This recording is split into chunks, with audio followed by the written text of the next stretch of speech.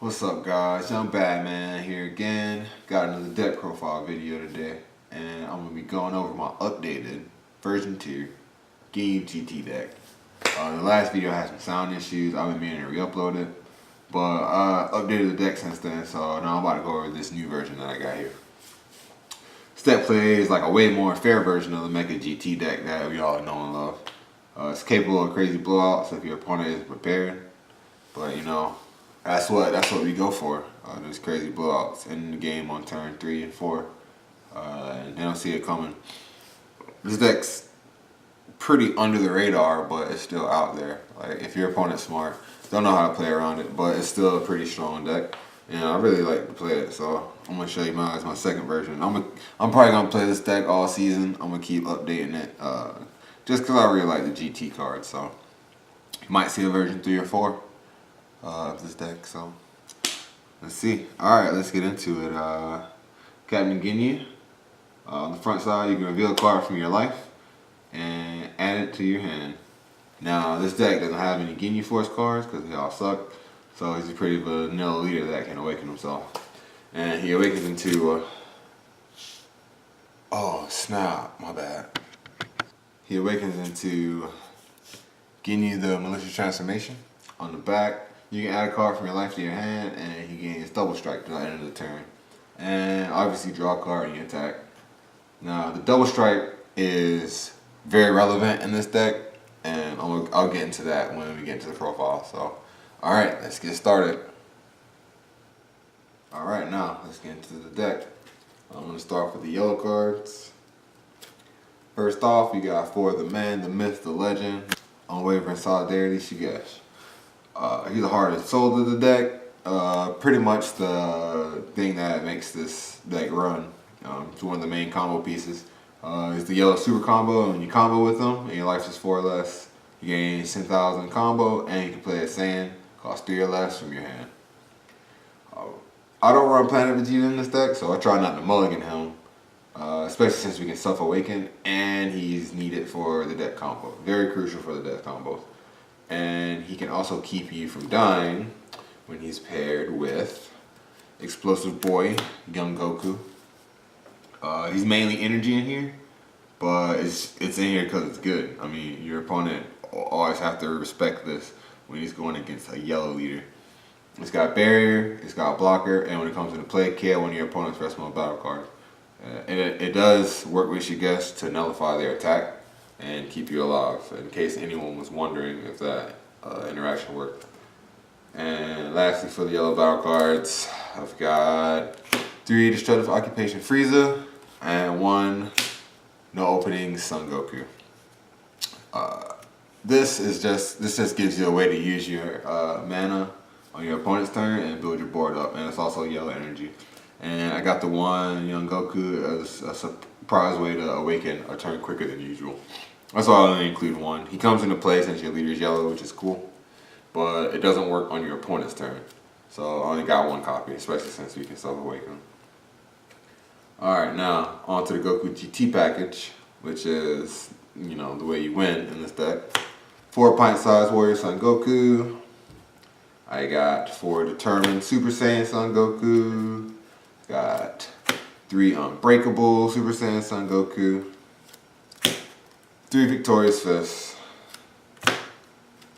3 Broken Limits, and 1 Super Saiyan 4 Hyper Evolution Son Goku. Alright, so getting into this. Pint size, your obvious turn 1 play and early game play. I run so many GT Gokus because I never ever want this card to miss. I played this. Like, I probably missed this card. I can count on one hand the amount of times I missed this card. I don't ever want this card to miss. Because, you know, you need all these Gokus, you know, to help you win. When you play them, turn the top 7 for a GT Goku, which is all these cards, and add it to your hand. This definitely sets you up for the win later on. And I run 4 of these because it's a combo piece. It's a 3-drop, so you can play it for free with Shigesh. Very strong combo.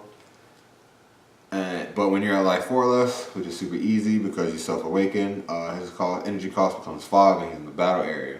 so he can EX evolve into your win conditions, which are these. And he's also got critical, which is very slightly relevant in this deck, but not really. Not really going to be swinging with this card. I haven't been in a situation where I needed to swing with him yet, so I guess that's good. I guess that means my deck's working. Now, I only run 3 Unbreakable because it's not super important, but it's still one of the best cards to come out of Crossworlds. And, you know, I run them because I don't want the pint size to miss. It's got Barrier, and when you combo or evolve with them, you can draw a card. So on turn 3, if I got a bad hand, if I ain't got nothing else to do, and my opponent, I know they're not going to be able to kill me or hit me with a cell chain, then I'll just evolve my pint size Cold Punch to this guy so I can draw a card. And, so he's got Barrier, so he's going to be sitting there until I evolve him into Broken Limits. He can't evolve into this because he only costs 4. But he will be there until I can evolve into Broken Limits. Now, I run 3 of each of these Goku, 3 Broken Limits, and 3 Victorious Fists. I call it the Shoryuken and the Slam Dunk Goku. I run 3 of them because they're my win condition, and I want to see them every game. Both of them can EX evolve for a red energy and dropping a card from hand. This one evolves from a 5 drop, and this one evolves from a 4 drop. So this one can only evolve from here, and he can evolve from either of these. And once per turn, when he attacks, you switch him to active mode and he gains 5,000 power for the rest of the turn. He puts out a lot of pressure, and with the right setup, with this deck, he can take your opponent from 4 to 0 in a turn. Also, his first attack gets around this combo here, the Shugesh, and the Explosive Boy, because he switches to active mode when he attacks the first time, so that combo won't be able to work. Now, whenever one of your cards attacks, Broken Limits gains 5,000 power until the end of the turn. And when he attacks, if he has 40,000 or more power, he gains Triple Strike until the end of the turn. Now, this makes Ginyu Double Strike relevant because you can easily take an opponent from 5 to 0 with a really good setup. So, like, you're at 4, use Ginyu, give him Double Strike, and get an extra card in your hand. If they're at 5 life, swing with Ginyu, Shugesh into the Determined Super Saiyan. They're at 10k power, so they're not going to block that. They're going to take and go to 5. And then, you got this guy out here. He's getting his power up from the attacks. And you only need to attack with 2 other cards to get him to enough power, because he also gets the power when he attacks as well. And then, if they're tapped out, this can happen as early as turn 3. They're going to just have to, take that 40k triple, and they're gonna be dead. So that's the kind of explosive power this GT line can put out with your boy Shugesh. Obviously, it wouldn't be as super fast without him. Lastly, we got the Secret Rare Super Saiyan 4 Goku from Crossworlds. He's a Secret Rare from Crossworlds. They EX evolved over a 6 cost Goku GT. So I wanted these 2 here for 1 red energy, and you gotta drop 2 cards in your hand. Now, when he attacks, if he's at 60,000 power or more, your opponent takes 1 damage. And you can drop 2 red cards from your hand to switch him to active mode. So if your opponent has 1 life and you play this, you pretty much win. And this deck can draw enough cards to make that happen too. So, viable strategies would be to, if they're at 4, you swing at this guy, Triple Strike, 40k, combo up, you get it to whatever. They'll go down to 1, not, thinking that you can drop this guy. You play him, drop 2 red cards, untap, swing for game. His power has to be 60,000, but these 2 gain power when they attack. So, and that power gain remains when he evolves. So, if you're getting power on these, he'll also have them when he evolves, making that 60k a lot easier. Alrighty, now onto my backup plan. 3 reliable trunks, 4 combination attack pan, and 3 fearless pan. So a combo with this backup plan: play reliable trunks, give himself the power and draw the card. He's at 25. You play a combination attack pans for free. You play like 2 or 3 of them. You swing the trunks. Then again, you combo with Shigesh, and you bring out Fearless Pan. So she gives all your red cards 5,000 power double strike. So he's gonna be like freaking 50k double strike critical coming at your opponent with this combo here. And then after that, they have to pretty much stop all the other attacks you're gonna send their way with all your other double strikers. These all become 15 double strike when you use that. So, you know, that's 15 is relevant, that's pressure on them. And they'll have less cards in their hand from taking the crit. So it's just gonna make them discard more cards. I've probably used this combo 2-3 times. It's just a good way to get cards out of their hand. I've never won with the combo, but it set me up for a win before, so. Alright, next we got our generic red cards. 2 Sand-Kaba and 3 Pride of Justice Tapo. The Kaba helps us awaken, and it's another double striker, which is very relevant in this build, like I said earlier, with the Ginyu and the Broken Limits combo. Sand-Kaba is just another way to help you get that combo off. The Tapo is in here. I just got in here because it's good. I don't think I've used it I've probably used it once to negate an attack. But this is one of the very, very few forms of the removal that this deck has, since you can clear their board if used correctly.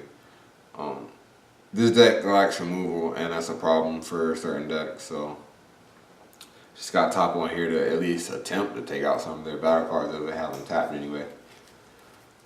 Alright, now lastly for the extra cards, you already know what extra card I'm about to put out. I'm gonna give you a second to guess. 3 Cold Bloodlust, 2 Crusher Ball, and for the sack factor, 1 Bat Ring Laser. Plus doesn't need much of an explanation, obviously. It's to be expected when you freeze an army leader. Your opponent always has to respect it when they're playing cards and you got a yellow open. You have to have Cold Bloodlust or sell with just reckless deck. So if I'm playing against an Android leader, I always mulligan for the Cold Bloodlust. I'll even send Shigesh back to get that Cold Bloodlust, because I don't want to get hit with Cell. The Crusher Ball is to know the overroom and try to keep you alive longer. It also puts problematic blockers in the rest mode when they play them, because one of this deck's weaknesses, you know, since it doesn't have removal, is blockers. So if they play a blocker, you know, trying to, you know, just survive, you want to Crusher Ball that bad boy.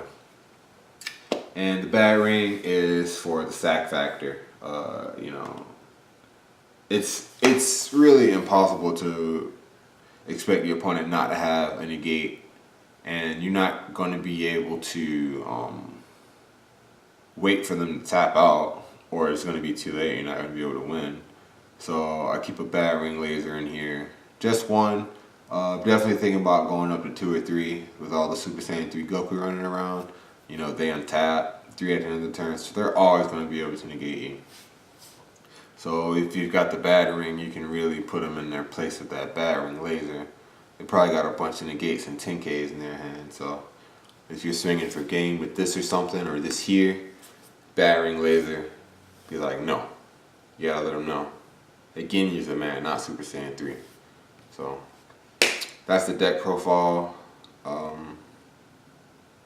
As far as what will probably be in the next version, I think these cards and these are, and the Tapo, the first to come out, I'm probably going to try to put Chain Attack Trunks in here with the Zeno combo.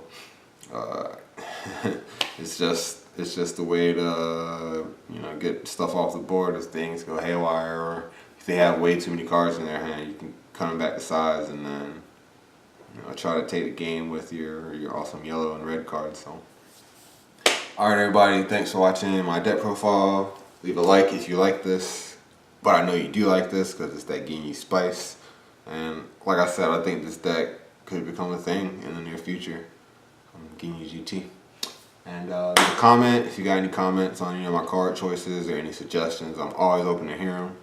I'm a player just like you guys, so I'm trying to get better too. If I missed anything, let me know.